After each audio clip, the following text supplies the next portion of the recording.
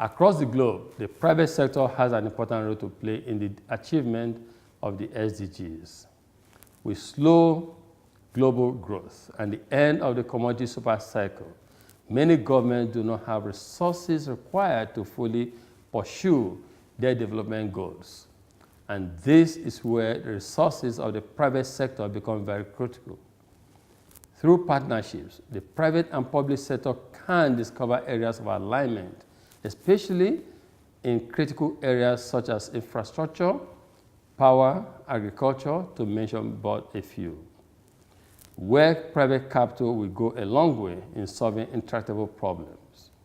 However, beyond bridging the finance gap, it is necessary to engage the private sector as they can support inclusive and sustainable development through their organizational policies and practices.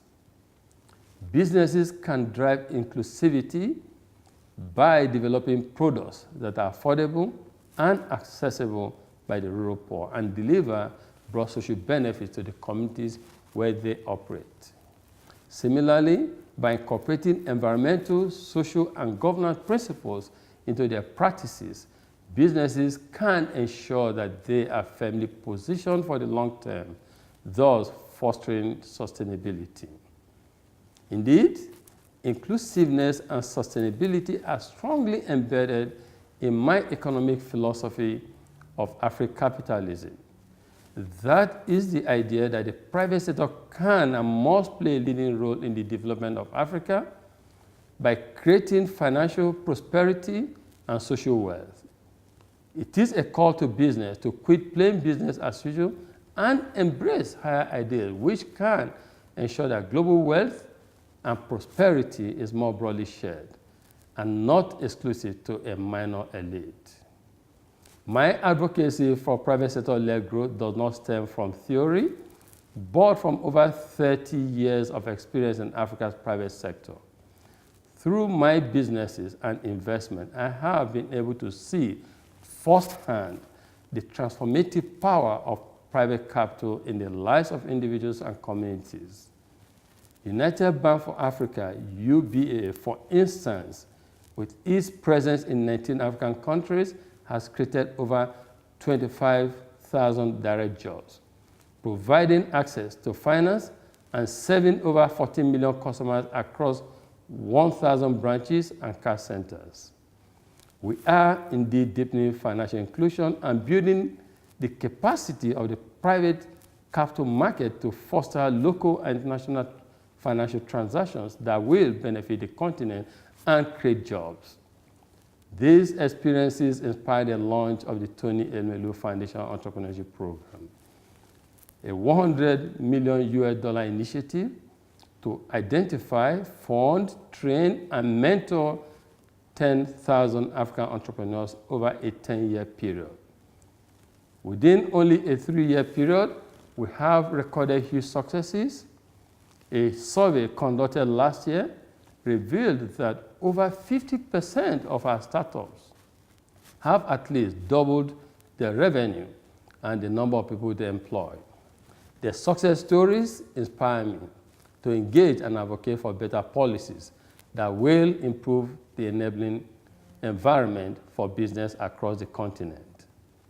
I do so in my engagements with presidents and policymakers across the world and on the various platforms that I'm involved with, such as the UN Sustainable Energy for All Council and the US Government Power Africa Initiative. Specifically and consistently, I emphasize the need to transform Africa's power sector because of the huge multiplier effect power has on the entire continent. As a proponent of a more active role for the private sector, my major charge to multilateral agencies, including the World Bank, is to rethink their model of development assistance to the developing countries in Africa. What Africa needs is more trade and investment and support for entrepreneurs. And it is by prioritizing this that they can best engage the private sector on the continent. One sure way that the private sector in Africa can be engaged is by reducing the perceived and real business risks that deter the flow of investment into the continent, especially foreign direct investment. We must change the persistent negative narrative around Africa to one of opportunity and attractive returns for discerning global investors. Another way the World Bank and others can help is by shaping global trade policy to ensure that the rules are reciprocal, fair, and beneficial to all parties and not just the more advanced nations. This is very important, especially in Africa, where many nations are trying to diversify their export portfolios by coming up with innovative means to produce goods that are internationally competitive.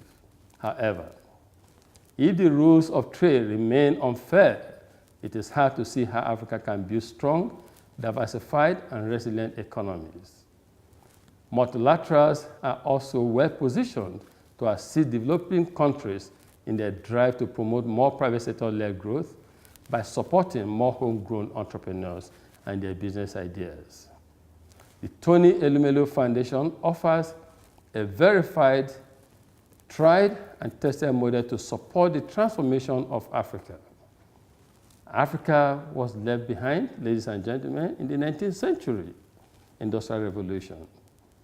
And as the fourth Industrial Revolution beckons, Africa cannot, and the world, in fact, cannot afford for Africa to be left behind again. It is our collective responsibility, ladies and gentlemen, to ensure that no one is left behind. Thank you.